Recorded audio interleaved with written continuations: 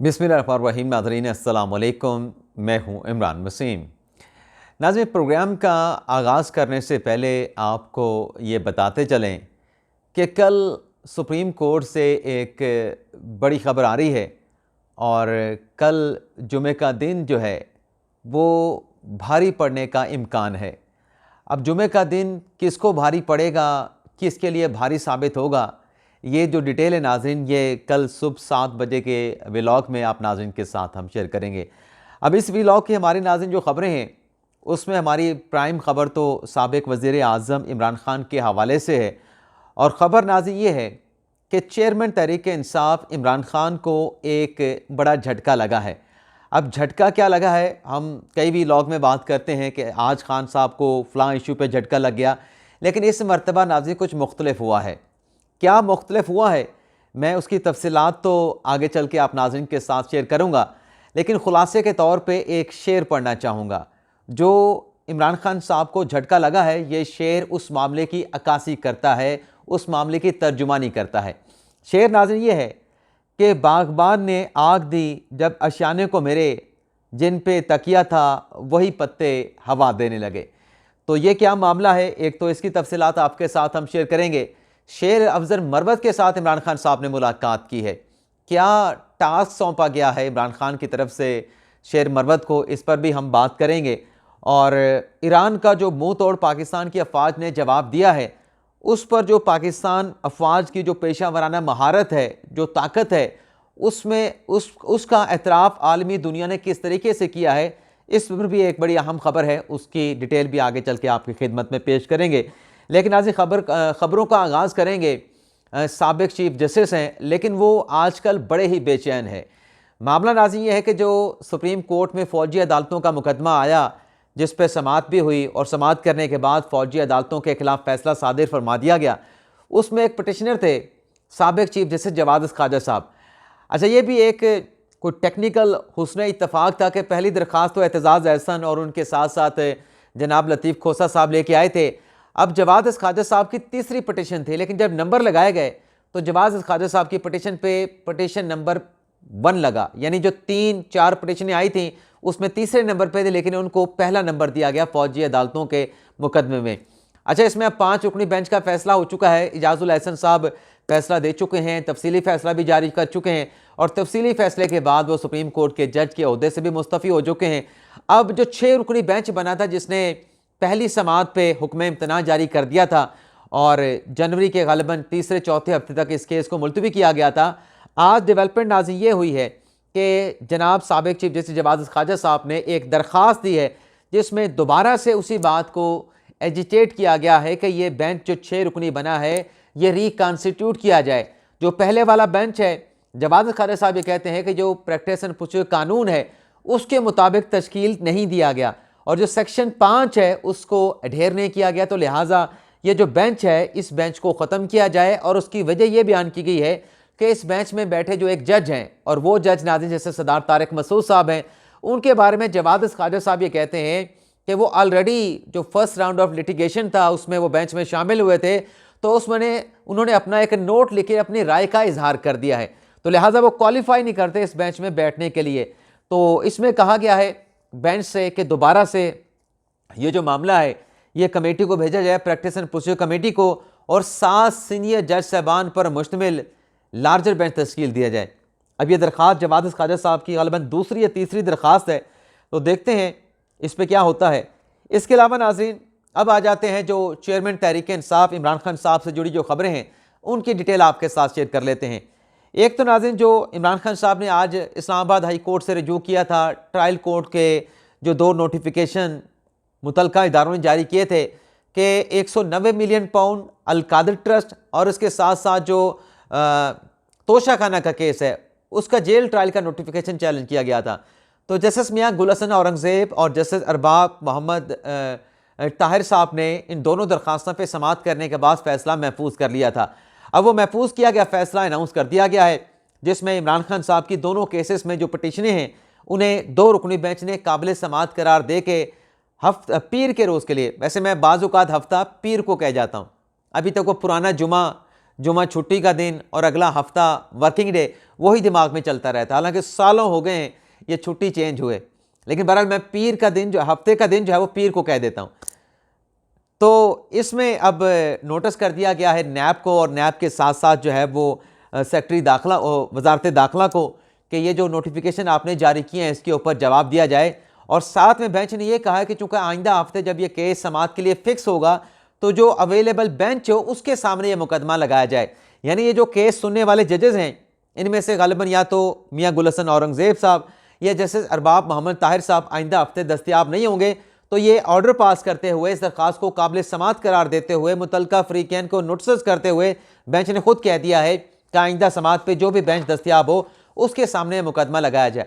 अब नाज़रीन ये बेंच अगर ये ऑर्डर जारी ना करता, अपने तहरीर ऑर्डर में ना लिखता और आइंदा समाअत पे नया बेंच बनाते किसी जज की अदम दस्तयाबी पे चीफ जस्टिस आमिर फारूक साहब, तो ये PTI वालों ने कोहराम मचा देना था कि ये बेंच क्यों तब्दील हो गया, ये गुल हसन साहब को क्यों नहीं शामिल किया गया, ये अरबाब ताहिर साहब को क्यों नहीं शामिल किया गया। तो अच्छा किया बेंच ने कि खुद ही कह दिया कि अगले हफ्ते जो दस्तयाब बेंच हो उसके सामने ये मुकदमा लगाया जाए। इसके अलावा नाज़रीन जो गैर शरई निकाह या जो इद्दत के में निकाह का मुकदमा है उसमें आज इमरान खान साहब की ये इस्तदा एक्सेप्ट कर ली गई। जो खान साहब पिछले दिनों रंजीदा थे, गालिबन जैसे जावेद चोइस साहब ने कहा कि खान साहब रो दिए थे, तो हुक्म ये दिया है गैर शरई निकाह इद्दत में निकाह वाले जज साहब ने, कुदरतुल्लाह साहब ने, कि इमरान खान साहब की उनके बेटों से बात करवाई जाए। अच्छा नाज़रीन ये भी मैं देख रहा हूँ कि ये हर अदालत में अब ये बात की जा रही है खान साहब के वकला की तरफ से कि उनकी बेटों से बात करवाई जाए। पहले साइफर केस के जो जज हैं अबुल हसन जुल्करनैन साहब ने, उन्होंने खान साहब की बात करवाई थी और यही इस्तदाद जो है वो जज मोहम्मद बशीर से भी की थी, और अब यही दरख्वास्त जो है वो कुदरतुल्लाह साहब से की और उन्होंने एडमिट कर लिया। लेकिन सवाल यह है कि क्या खान साहब की उनके बेटों के साथ बात करवाई जाएगी। मेरी नज़र में तो बात होनी चाहिए, लेकिन मुझे नहीं पता कि रूल्स किस हद तक इजाज़त देते हैं, लेकिन गुंजाइश अगर निकल सकती है तो निकाली जाए, एक वालिद की उनके बेटों के साथ बात करवाई जाए। लेकिन यहाँ पे ये ज़रूर लोग बात करते हैं और ठीक बात करते हैं कि आज खान साहब को अपने बेटों से बात करने के लिए वो इतने दुखी हैं, इतने मतलब वो अपने दुख का इजहार करते हैं, इतने रंजीदा हैं, तो माजी में अपने सियासी मुखालफिन के साथ किया करते थे। वो नाज़रीन बात ज़रूर कोड होती है और ठीक कोड होती है। इस केस में नाज़रीन बुशरा बीबी साहबा नहीं पहुँची और बुशरा बीबी साहबा की अदम हाज़िरी की वजह से जो उन्होंने फ़र्द जुर्म की कार्रवाई के ख़िलाफ़ अलग से मुतफ़र्रिक़ दरख्वास्त दायर की थी वो जज कुदरतुल्लाह साहब ने रद्द कर दी है। उन्होंने कहा कि जिसकी दरख्वास्त है वो उठ के उस दिन चली गई और हमने चार्जशीट कर दी। आज उसने उस चार्जशीट के खिलाफ दरख्वास्त दी है, फ़र्द जुर्म के खिलाफ दरख्वास्त दी है, वो खुद फिर कमरा अदालत में मौजूद नहीं थी, तो अदालत ने यह दरख्वास्त जज साहब ने रद्द कर दी। लेकिन जो कार्रवाई आगे बढ़ाने का मामला था, चूँकि आखिरी समाअत पे हाई कोर्ट में क्योंकि ये केस भी सलमान अकरम राजा साहब ने बुशरा बीबी साहबा की तरफ से चैलेंज कर रखा है, तो वहाँ पे प्रोसिक्यूटर ने यकीन दहानी कराई थी कि इसमें गवाहान को पेश करके कार्रवाई को आगे नहीं बढ़ाया जाएगा। तो कार्रवाई आगे नहीं बढ़ाई गई, जैसे कि हाई कोर्ट में प्रोसिक्यूटर रिजवान अब्बासी साहब यकीन दहानी करवा के आए थे।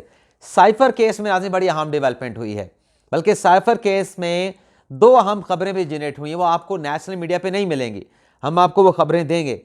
एक तो नाज़रीन जो रूटीन की खबर है साइफर केस में, उसमें आज 5 गवाहों के इमरान खान और शाह महमूद कुरैशी के खिलाफ उनके बयानात रिकॉर्ड किए गए, जिसमें आज़म खान हैं, अनीसुर रहमान हैं, जावेद इकबाल हैं, हदायतुल्लाह हैं और मोहम्मद इशफाक हैं।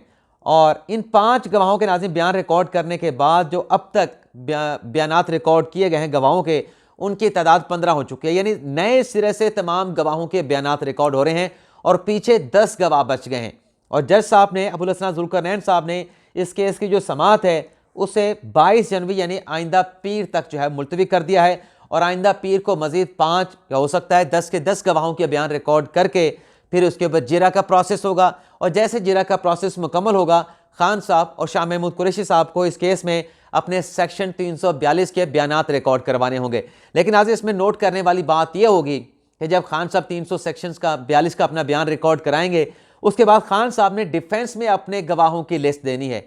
तो ये जो डोनाल्ड लू का खान साहब नाम लेते हैं, ये जो जनरल बाजवा का नाम लेते हैं, डोनाल्ड लू तो पाकिस्तान की अदालतों की जुरिस्डिक्शन में आते नहीं। हो सकता है कि खान साहब उनको गवाहों की, अपने डिफेंस के गवाहों की फहरिस्त में नाम दे दें, वो आके खान साहब के हक में गवाही तो नहीं रिकॉर्ड करवाएंगे और ना ही वो पाकिस्तान की अदालतों की जुरिस्डिक्शन में आते हैं। देखना ये होगा कि क्या जनरल बाजवा का नाम इमरान खान साहब देते हैं उन गवाहों की फहरिस्त में। ये बड़ी नाज़रीन एक बात है जो अब चंद दिनों में सामने आ जाएगी। तो इस केस में नाज़रीन अली बुखारी साहब पेश हुए, उस्मान गिल पेश हुए, एडवोकेट उमैर न्याजी थे, शिराज रांझा थे और प्रोसिक्यूशन साइड से जुल्फ़िकार नकवी, राजा रिजवान अब्बासी और बाकी जो प्रोसिक्यूशन साइड के वकला है वो पेश हुए। अभी इस केस में नाज़रीन सबसे जो अहम डेवलपमेंट हुई कि जब आज़म खान साहब बयान रिकॉर्ड करवाने के लिए आए तो खान साहब ने कहा कि आज़म खान कुरान पे हाथ रख के हल्फ दें और फिर इनका बयान रिकॉर्ड किया जाए।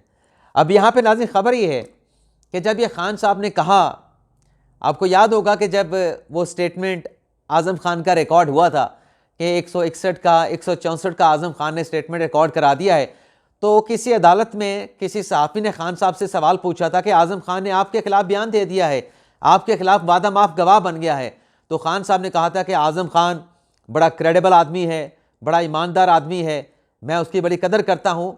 उसने 164 का बयान दिया है, 161 का बयान दिया है, नहीं दिया, जब तक वो मेरे सामने आके बात नहीं करेगा मैं इस तरह की बातें नहीं मानूंगा। तो आज पहली मर्तबा साइफर केस में आज़म खान इमरान खान के ख़िलाफ़, शाह महमूद कुरैशी के ख़िलाफ़ जब बयान रिकॉर्ड करवाने के लिए गए तो वह खान साहब जिस एतमाद की बात करते थे कि आज़म खान पे मुझे बड़ा एतमाद है, बड़े ईमानदार हैं, बड़े दयानतदार हैं, प्रोफेशनल ब्यूरोक्रेट थे, आज वो एतमाद जो था खान साहब का टूट गया। वो जो मैंने आपको आगाज़ में शेर पढ़ के सुनाया ना कि जिन पे तकिया किया था वही पत्ते हवा देने लगे, तो खान साहब ने कहा कि नहीं, इस पे कुरान पे, इसको बयान रिकॉर्ड कराने से पहले इसको कहे कि कुरान पे हाथ रख के हलफ दे, कसम उठाए कि जो बोलेगा सच बोलेगा। तो जज साहब ने कहा, अबुल हसन जुल्करनैन साहब ने, कि जनाब मैं आपको पढ़ देता हूँ कि जज साहब का क्या जवाब था। मैंने सारी चीज़ें लिखी हुई हैं, कोड एंड कोड जो साफ़ी वहाँ पे मौजूद थे। अब देखें कि खान साहब कहाँ तक जा पहुँचे हैं, खान साहब का जो एतमाद है वो कैसे जो है वो टूटा है। तो जब खान साहब ने कहा कि इनसे हल्फ लिया जाए और वकला की जानिब से तहरीरी दरख्वास्त देने पर अदालत का इजहार भरमी किया गया कि ये आप तहरीरी दरख्वास्त क्यों दे रहे हैं, तो जज अबुल हसन जुल्करनैन साहब ने कहा कि हम मुसलमान हैं, कुरान पढ़ते हैं, इसी पर अमल करने वाले हैं, आपको दरख्वास्त तहरीरी तौर पर देने की ज़रूरत नहीं, हमने कुरान पाक मंगवा लिया है। और जब नाज़रीन कुरान पाक लाया गया, आज़म खान ने बयान रिकॉर्ड करने से पहले कुरान पाक के हाथ रखा, हलफ दिया और कुरान को चूमा भी और फिर अपना बयान रिकॉर्ड करवाया। तो क्या पल्ले रह गया? अब उसने तो कुरान उठा लिया, क्या खान साहब कुरान उठाएंगे? खान साहब दूसरों को कुरान उठाते हैं, खान साहब खुद नहीं उठाएंगे। और अभी खान साहब जैसे जेल में जाके मुसलमान हुए हैं कि 5वें पारवी की 8वीं सूरत का हवाला देते हैं कि काजी फासिल साहब वो पढ़ें कि इंतकाम में इस कदर आगे ना चले जाओ कि इंसाफ ना कर पाओ। खान साहब जब आप खुद इक़्तिदार में थे, आप अपने सियासी मुखालफिन के इंतकाम में मुखालफत में किस हद तक गए थे, ये किसी से ढका छुपा नहीं कि नवाज शरीफ वापस आओ, मैं देखता हूँ तुम कैसे वापस नहीं आते, शाहिद खान अब्बासी को जाके गिरफ्तार करवाऊंगा, नवाज शरीफ का AC उतराऊंगा। ये कौन कहता था? ये खान साहब कहते थे। और सब भी खान साहब मज़हब कार्ड इस्तेमाल करते थे, आज भी खान साहब मज़हब कार्ड इस्तेमाल करते हैं। तो फिर बिस्मिल्लाह करके हलफ उठा के आज़म खान साहब ने स्टेटमेंट रिकॉर्ड कराया और एक एक करके सारी बातें बताईं। अब क्या कहा आज़म खान ने? उन्होंने कहा कि मैंने बतौर प्रिंसिपल सेक्रेटरी टू वज़ीर आज़म सर्विस की है, फॉरेन सेक्रेटरी ने कॉल करके साइफर टेलीग्राम का बताया, वज़ीर ख़ारजा शाह महमूद कुरैशी ने मुझसे पहले वज़ीर आज़म से साइफर पर बात कर चुके थे। अब शाह महमूद कुरैशी जब आज़म खान के पास साइफर आया, वो साइफर लेके इमरान खान के पास गया, तो आज़म खान कहता है कि इमरान खान ने मुझे कहा कि शाह महमूद कुरैशी वज़ीर ख़ारजा इस बारे में मुझे बता चुका है। अब ये कसम तो उठवा ली, कुरान भी आज़म खान से उठवा लिया। शाह महमूद कुरैशी कहते थे ये तो साइफर मुझसे छुपाया गया है, ये तो 8-9 तारीख को पहुँच गया था। और जब वज़ीर आज़म ऑफिस में पहुंचा उससे पहले शाह महमूद कुरैशी इमरान खान साहब को बता चुके थे झूठा कौन है, झूठा कौन है। आगे सुने नाज़रीन। मार्च 2022 को मेरे अमले ने साइफर कापी मुझे फराहम की, साइफर कापी मैंने ले ली और अगले रोज़ वज़ीर आज़म को दे दी। वज़ीर आज़म ने बताया कि वज़ीर ख़ारजा ने इस मामले पर बात की है। वज़ीर आज़म ने साइफर कापी ले ली। साइफर कापी में हमारे सफ़ीर की US मिशन से मुलाकातों का जिक्र था। वज़ीर आज़म ने कहा कि अमरीकी हुकाम ने साइफर भेज कर पाकिस्तान के अंदरूनी मामलात में मुदाखलत की है। ये इमरान खान कह रहा है और यही इमरान खान साहब का मौक़िफ़ है, नैरेटिव है, लेकिन साबित कैसे करना है।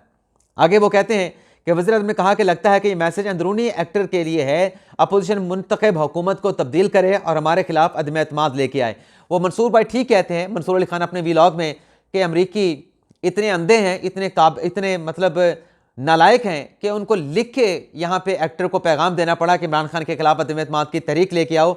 उनके पास फ़ोन नहीं था, उनके पास टेक्नोलॉजी के दीगर ज़राए नहीं थे, तो उन्होंने चिट्ठी लिख के भेजी, जैसे 20वीं सदी में चिट्ठी लिखा करते थे। आगे सुने, उन्होंने कहा कि वज़ीर आज़म ने साइफर मामले पर अवाम को एतमाद में लेने का कहा। मैंने वज़ीर ख़ारजा से फॉर्मल मीटिंग का मशवरा दिया कि सेक्रेटरी ख़ारजा मास्टर साइफर से मैसेज पढ़ के सुनाएं। बनी गाला मीटिंग में सेक्रेटरी ख़ारजा ने साइफर पढ़ के सुनाया। बनी गाला मीटिंग में फैसला होकर साइफर मामले पर वफाकी काबीना के सामने रखा जाएगा। वफाकी काबीना मीटिंग में मामला नेशनल सिक्योरिटी कमेटी के सामने रखने का फैसला हुआ। नेशनल सिक्योरिटी कमेटी ने फैसला हुआ कि मुतल्लिका मुल्क को अंदरूनी मामले में मुदाखलत पर डी मार्च यानी एहतजाजी मरासला दिया जाएगा। मेरे चार्ज छोड़ने तक साइफर की कापी वापस नहीं आई थी। मेरे चार्ज छोड़ने तक खान साहब, वो कह रहे हैं कि खान साहब के पास साइफर की कापी थी जो उन्होंने वापस नहीं की थी, क्योंकि इन्होंने चार्ज तो इमरान खान साहब की हुकूमत छोड़ने के बाद छोड़ा था। आगे वो लिखते हैं कि रवायत के मुताबिक साइफर की कापी वापस वजारत खारजा को भिजवाई जाती है। इस मामले में ऐसा नहीं किया गया। साइफर की कापी ना भिजवाई गई। PM ऑफिस और MS और स्टाफ को मुतअद्दिद बार आगाह किया। मेरे 161 और 164 के जो बयान वो हलफ पे रिकॉर्ड नहीं हुए हैं। तो ये नाज़रीन आज़म खान साहब ने स्टेटमेंट रिकॉर्ड करवाया है। अब बाकी गवाहान भी बयान रिकॉर्ड कराएंगे। इसके बाद नाज़रीन खान साहब ने मीडिया के साथ बात की। अब देखिएगा खान साहब वो कहते हैं ना कि इनके कौलो फेल में तजाद कैसा है। खान साहब ने साथियों के साथ गुफ्तगू में कहा, खान साहब ने कहा कि मेरा कोई जज नहीं है, लेकिन नवाज शरीफ जो है वो क्रिकेट में अपने अंपायर खड़ा करता है। अब नवाज शरीफ के पास अपने अंपायर होते तो क्या वो पनामा में डिस्क्वालीफाई होता? क्या वो एहतसाब अदालत से उसको कन्विक्शन होती? अगर खान साहब की बात दुरुस्त है तो रिलीफ तो खान साहब को मिलता रहा। नवाज शरीफ की कन्विक्शनों के मद में फ़ायदा खान साहब को होता था, सज़ाएं उनको होती थी। फिर जज खान साहब के साथ कैसे मिले हुए थे? उन जजों को तो कोस रहे हैं नवाज शरीफ वाले, शरीफ खानदान वाले, मुस्लिम नवाज वाले, और फिर खान साहब कहते हैं कि मेरा तो कोई जज नहीं।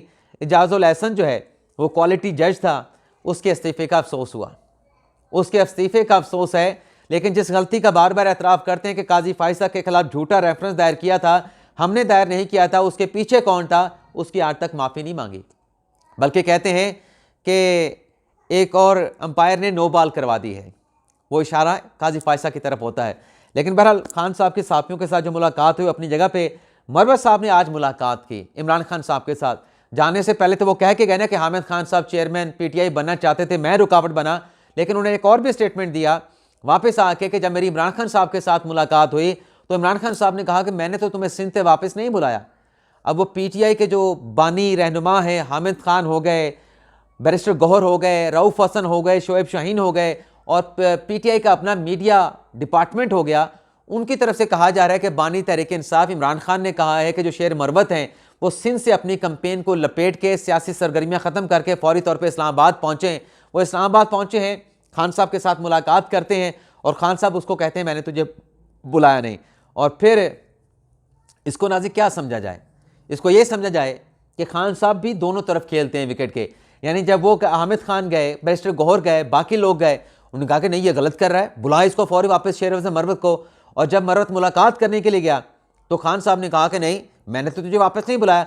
दोनों घर खान साहब खुश रखते हैं, किसी घर को खान नाराज़ नहीं करते, ताकि अगर वो वाली बात हो तो मैं कहूँ कि नहीं वो बिल्कुल ठीक कह रहा है, अगर ये वाली बात हो मैं कहूँ कि नहीं ये भी बिल्कुल ठीक कह रहा है। दोनों घर राजी रखते हैं। अब देखें ना कि जब मरवत ने आके टारगेट किया साबिक चीफ जस्टिस काजी फाइसा को, तो बैरिस्टर गौहर ने कहा कि हमें तो काजी फाइसा पे एतमाद है, और उधर से मरवत कह रहा है कि हमें एतमाद नहीं है, खान साहब ने मुझे कहा है। तो खान साहब दोनों बयानियाँ लेके चलते हैं कि जिस वक्त में जो सूट हुआ उसी चीज़ को आगे कर देंगे। इसके अलावा नाज़रीन जो दीगर खबरें हैं, मुराद सईद ने अपना टिकट वापस कर दिया है और पेशावर हाई कोर्ट ने टिकट वापस लेने की बुनियाद पर उनका जो केस था उसको डिस्पोज ऑफ कर दिया है। अली अमीन गंडापुर ने खुफिया मुकदमात में गिरफ्तारी से बचने के लिए लाहौर हाई कोर्ट से रजू कर लिया है। इसके अलावा नाज़रीन पेशावर हाई कोर्ट ने फैसला दिया है कि एक गिरफ्तारी के बाद दीगर मुकदमात में भी मुलजम जो है गिरफ्तार तस्वर होगा। असद कैसर केस में पेशावर हाई कोर्ट के चीफ जस्टिस इब्राहिम खान साहब ने यह फैसला जारी किया है। सरदार यार मोहम्मद रिन साहब जमीयत उलमा इस्लाम फे के उम्मीदवार के हक में NA 254 से बैठ गए हैं। और इसके अलावा नाज़रीन फहमीदा मिर्ज़ा और जुल्फ़कार मिर्ज़ा के नॉमिनेशन पेपर एक्सेप्ट कर लिए गए हैं। और कल नाज़रीन जो बात है कि आलमी इदारे का पाकिस्तान की अफवाज की ताकत का एतराफ़, महारत का एतराफ़, तो कल जो ईरान वाला मामला है जो कंट्रोवर्सी क्रिएट हुई है उस पर नाज़रीन कल वफाकी काबीना का इजलास है, कौमी सलामती कमेटी का इजलास है। लेकिन इस डेवलपमेंट के बाद जो पाकिस्तान ने ईरान को जवाब दिया है, एक दुनिया की ताकतवर तरीन 145 ममालिक की अफवाज की जो फहरिस्त जारी की गई है, जिसमें अब जो पहले टॉप 10 जो अफवाज हैं उसमें पाकिस्तान को भी शामिल कर लिया गया है। आलमी खबर रसां इदारे के मुताबिक आलमी शोहरत याफ्ता वेबसाइट ग्लोबल फायर पावर दुनिया की ताकतवर तीन अफवाज की फहरिस्त जारी करती है। यह फहरिस्त मज़कूरा ममालिक के मुल्क के 60 अनासर को मद्देनजर रखते हुए बनाई जाती है। 60 एलिमेंट को मद्देनजर रख के ये फहरिस्त बनाई जाती है। इसमें नाज़रीन पहले नंबर पर अमेरिका है और इसमें जो बाकी जो है नाज़रीन नंबर वो भी आपको बता देते हैं। रूस दूसरे नंबर पे है, चीन तीसरे नंबर पे है और चौथे और पाँचवें नंबर पे भारत है, जनूबी कोरिया, जबकि भारत, जापान और तुर्किया बिल तरतीब छठे, सातवें, आठवें नंबर पे है। इटली 10वें नंबर पे है और पाकिस्तान जो है वो ग्लोबल फायर पावर के मुताबिक पाकिस्तान जो है वो 9वें नंबर पे है। यानी पाकिस्तान दुनिया की जो ताकतवर टॉप 10 अफवाज हैं उसमें पाकिस्तान शामिल हो गया है। तो ये नाज़रीन हमारा वीलॉग, कल के हमारे 7 बजे के वीलॉग का इंतज़ार करिएगा कि सुप्रीम कोर्ट से क्या फ़ैसला आने वाला है और इसमें कल जुमे का दिन किस केस के लिए बुरा साबित होने का इम्कान है। इजाज़त चाहते हैं नाज़रीन, अल्लाह हाफ़िज़।